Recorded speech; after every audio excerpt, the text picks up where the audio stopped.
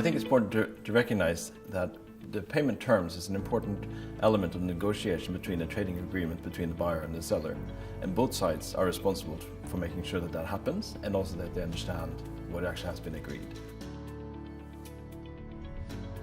When we had no way of checking those invoices were going out the same day, same week, whether they were sent out or not. So when this option, this facility has become available, you jump at it.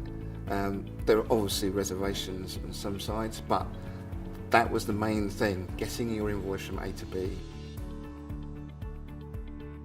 Technology is a key part of the improvement in collaboration between the suppliers and the buyers that we see, and it will continue to be so. I think a good example of it is where buyers, the customer in the relationship, allows the supplier to track their invoices electronically through a portal, so that the supplier can see exactly where the invoices are, which ones have been approved, which ones might be an exception, and importantly when they're going to get paid, what the payment due date is. And that allows the supplier to actually have visibility of when they're going to get paid, which allows them to control or monitor their cash flow and their working capital requirements.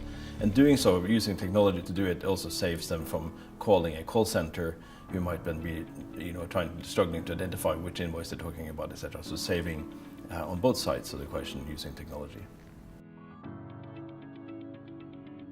The important thing for us and for our customers is that fundamentally what we do is about reducing friction in the supply chain. And that friction comes from complexity, it comes from regulation. Now, over the last 10 or 20 years, you've had a growth of global supply chains, which have created lots of opportunity for that. And we don't see that opportunity diminishing anytime soon. Now, US tax reform may come and go or whatever, but there's the imperative to regulate and control supply chains, we think, is going to get greater. So we think that friction, frankly, the friction that drives our customers' need to use our products, will get greater. I think government clearly has a role to play, but I think the guiding principle should be that the industry itself should regulate the payment practice. Again, I think it's very important that payment terms is allowed as part of the negotiation, and for the government to dictate arbitrary number of days for payment term, I don't think it's correct.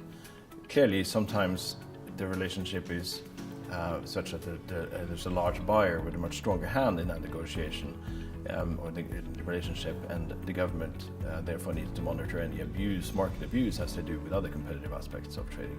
I think the government, certainly in the Western world, for example the UK, does a good job of actually both highlighting the issue and putting some soft pressure on large companies to act in a responsible way, and I think most companies actually respond to that in a positive way without too much regulation.